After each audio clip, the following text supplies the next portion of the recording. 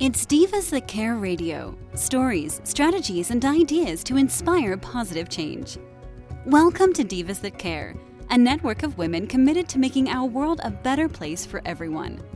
This is a global movement for women, by women, engaged in a collaborative effort to create a better world for future generations. To find out more about the movement, visit divasthatcare.com after the show.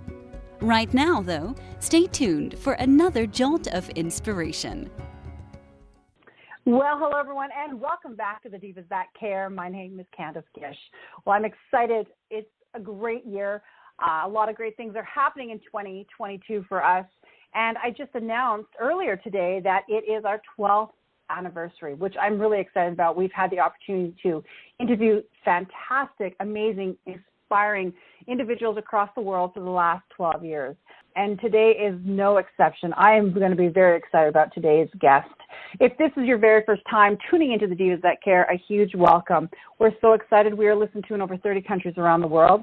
And it's because of all of our amazing listeners that we've continued to be able to do this. So a huge shout out to the ones that have been continuing to listen to us and our brand new ones.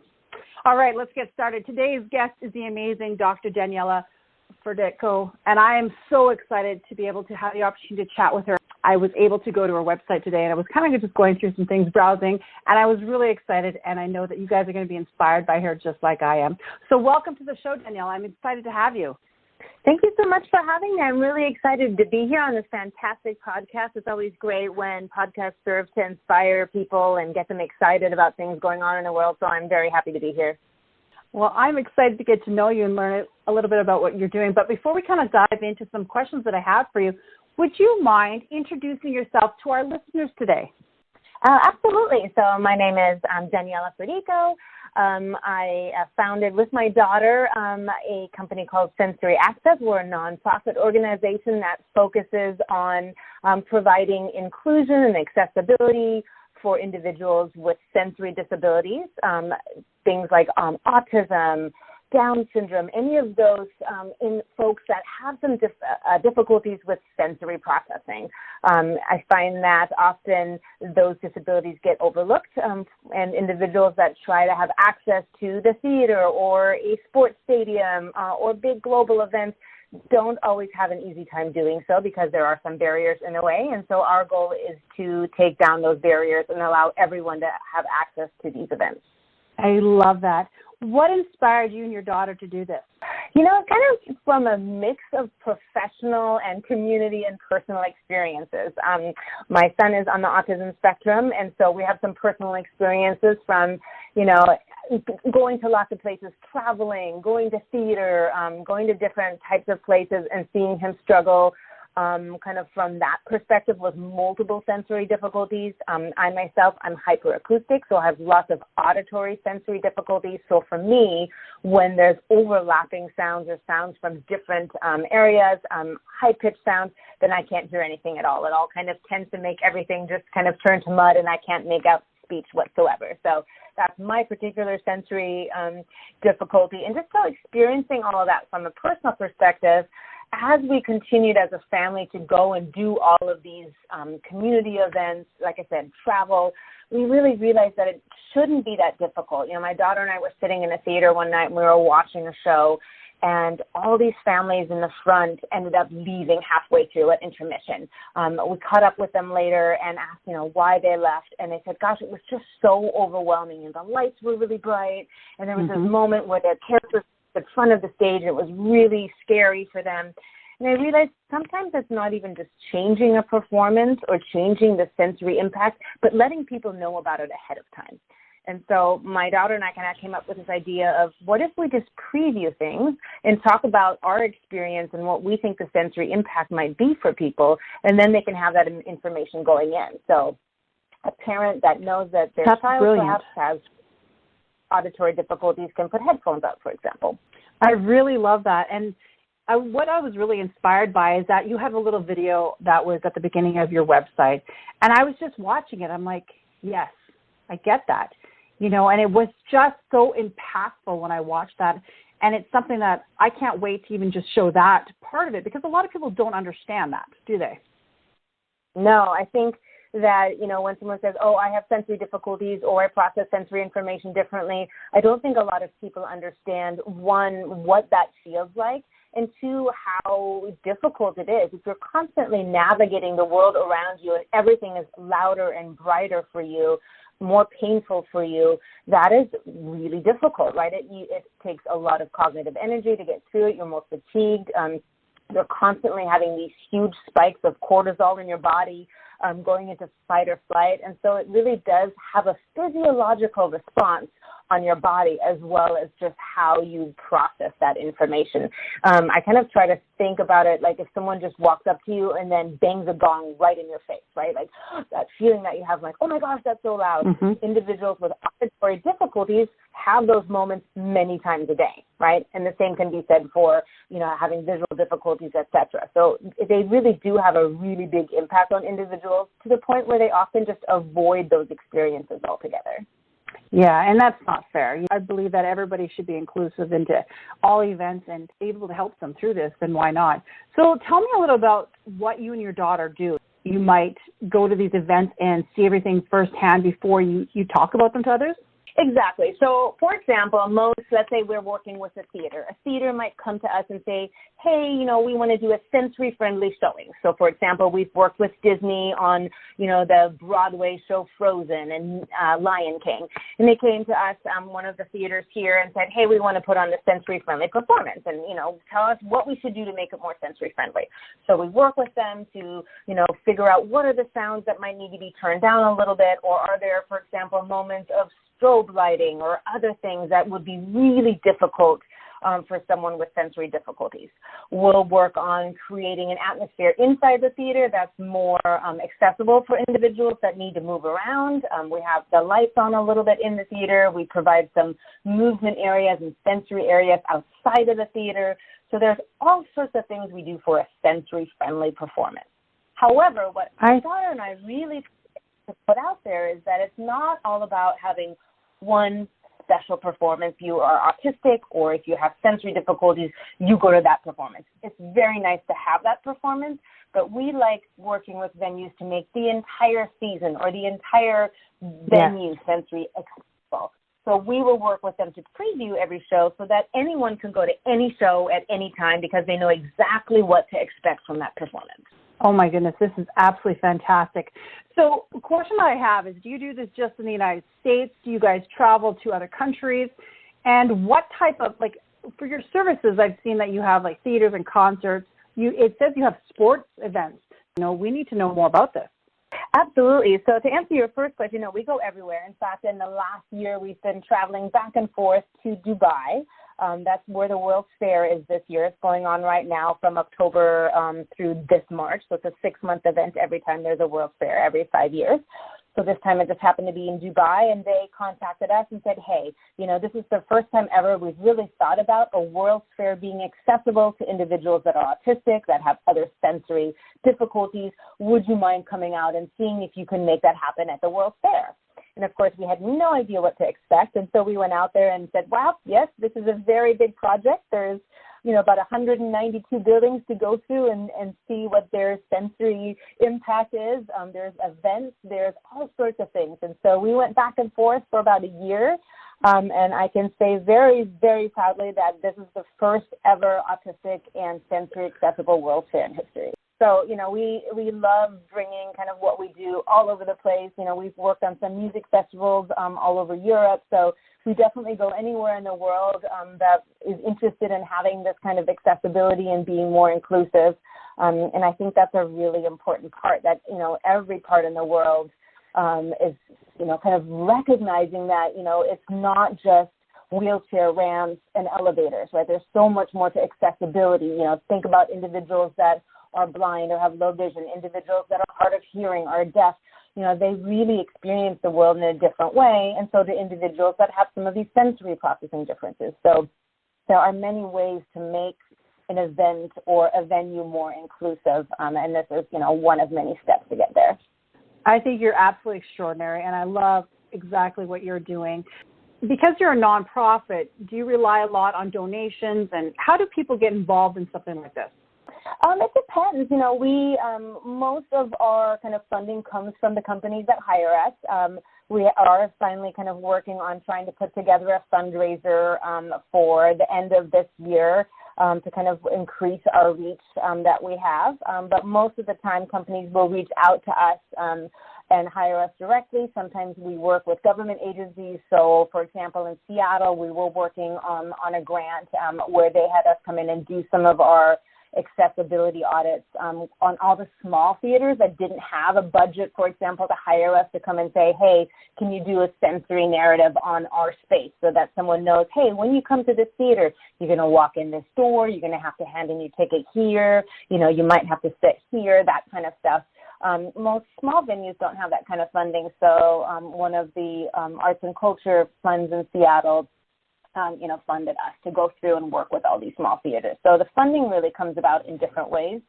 In terms of individuals, how they can help, really just being really aware of accessibility, everywhere you go. If you're going to a movie theater or if you're going to the zoo or if you're going to a concert, even if it doesn't affect you, ask about accessibility. Hey, what kind of accessibility offerings do you have? Do you have something beyond, wheelchair ramps? What if my child's autistic? I have a friend with someone with Down syndrome. How can they access this? If more people ask questions and really push for inclusion, venues are going to start noticing how important that is. But if no one asks, it's really up to the individuals with disabilities and some of the companies like ourselves to do all the pushing, and we can only push so much and in so many places. No, and I completely understand that. And I think the video on your front page is absolutely extraordinary, and I think it's something that I really want to share with all of our listeners because it's something that I haven't seen before. Is that kind of some things that you're going to be doing in the future is more awareness campaigns or more awareness videos just to kind of get people talking? Absolutely. I think there's lots of different ways to be inclusive, but I think the first step is knowing that you're not inclusive. I think, most of the time when I walk up, to a new venue or a new spot and I say like, hey, can you tell me about your accessibility features? They're very proud and happy to say, we are totally accessible. Look at our cool wheelchair ramp, right? And I know I use that example a lot, but that's because that's what and so then when I start talking about, well, what about if someone has this difficulty or this disability? Most people are generally surprised and haven't thought about that. And it's not that they don't want to, they just don't know. And so there's definitely a lot of awareness still to build in this area. Well, and you have a lot of resources on your website. Is there resources that our listeners can take home with them that they can start sharing? Absolutely. I mean, I think the knowledge of the fact that, if you are going to an event, for example, and, have some sensory difficulties, letting the venue know, like, hey, that, this particular part was really difficult. This particular thing was really nice. I really love knowing that your season of ballet, for example, is accessible and that my friend who has an autistic child can come and enjoy this along with me, right? Just really having those communications, looking at our website to see what resources. We're constantly putting new videos out there, new resources, and the more people that are aware of what some of these things are, the better. I think you're amazing. I'll be honest with you. I'm just overwhelmed with all of this. I'd love to see more of this up here in Canada because I think it is definitely a need. I think it's probably a need all over the world, like you're mentioning. So if an individual is wanting your services, how can they get a hold of you? Usually our website is the best way. We have, all of our phone numbers and email. I'm constantly on email. I'm definitely, because of my auditory issues, way more of a visual person, so I tend to respond best over email and Zoom and so forth.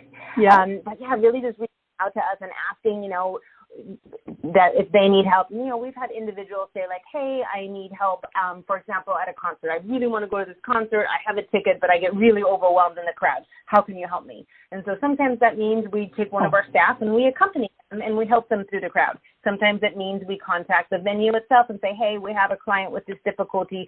Can you please make your venue accessible to them? And here's the things that we would need.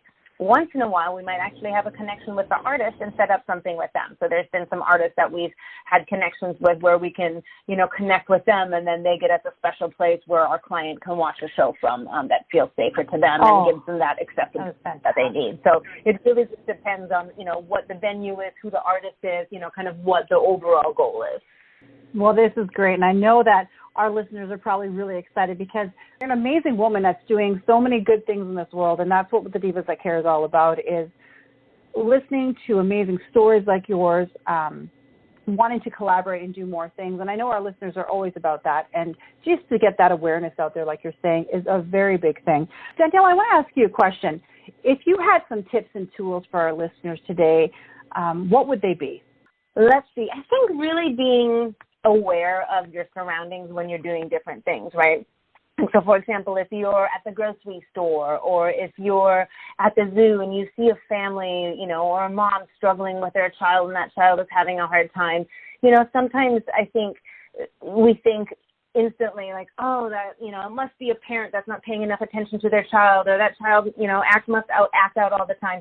Maybe that family is just having a bad day. Maybe that child has sensory difficulties and is processing, that particular experience in a difficult way. Maybe that family has spent a ton of money saving up for this event and they really don't want to leave because, they've spent so much money trying to get here and yet their child is having a hard time. And so they're fighting with this idea of, gosh, we've saved up money to be here, but my child can't handle being here. What do we do? Right? Just giving people the benefit of the doubt and being grateful and sometimes even just offering some gentle support goes a long way for making people that have different disabilities really feel more included and not feel like a burden, right? I talk to so many parents of children, especially that have some of these difficulties where the parents are just so afraid to go out there in the world for fear that their child has a difficult time and then that they as a parent get judged. And the more we can be open-minded as a society and be inclusive and not judge others, I think that in and of itself can be really useful. That is a beautiful tip, and I want to thank you so much for sharing that. Also, I want to ask you one last question. Is there any new things that are going to be happening in the future for you? Anything that you'd like to share with our listeners today? Yes. So we've just opened up an office in London area, so actually in Manchester area. And so we are expanding. We've just been kind of going back and forth between, a couple different continents, and we're excited to be doing more global events. So that's going to be a big push for us. We have some really cool new technology coming out that will create some different accessibility options. Because, again, at the end of the day, every venue we work with, they're going to be limited with whatever they have, right? We might be working with a theater that's in a historic building, so there's only so many changes they can make.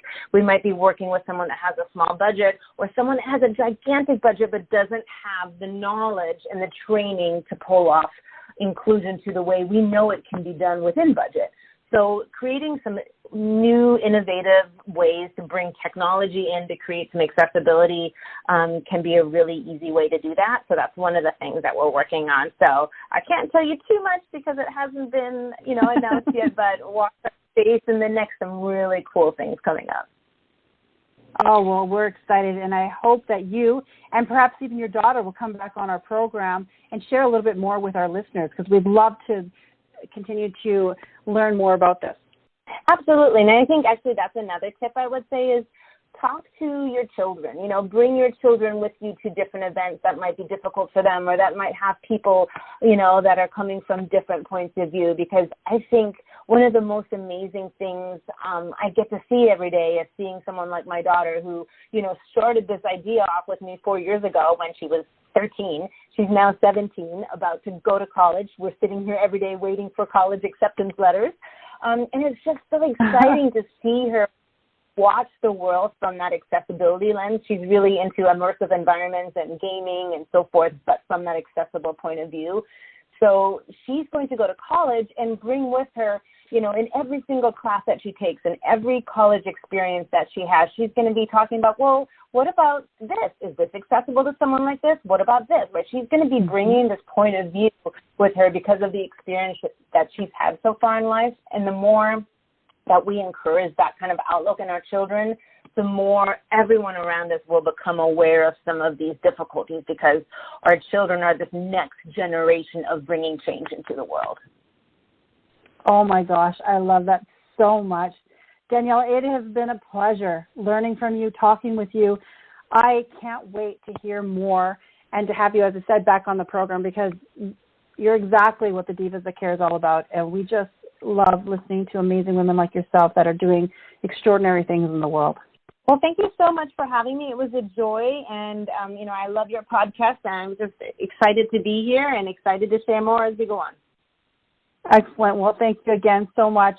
And I want to thank our listeners for tuning into today's program. We are now in our 12th season here. I want you to go and check out Daniela's amazing website. I'm going to be posting on all of our social media because it is a fantastic place. And I think that all of you would love it. And I know that you want to pass these amazing stuff on to all of your tribe also. And that's what our Divas That Care is all about, is a group of amazing individuals around the globe that is always collaborating with one another. So make sure you take this recorded show, pass it to your friends and family, and inspire more people like Daniela is. So thank you again. I hope that everybody has a fantastic day and that you remember to do something kind. Until next time, everyone. Thanks for listening. This show was brought to you by Divas That Care. Connect with us on Facebook, on Instagram, and of course on divasthatcare.com, where you can subscribe to our newsletter so you don't miss a thing.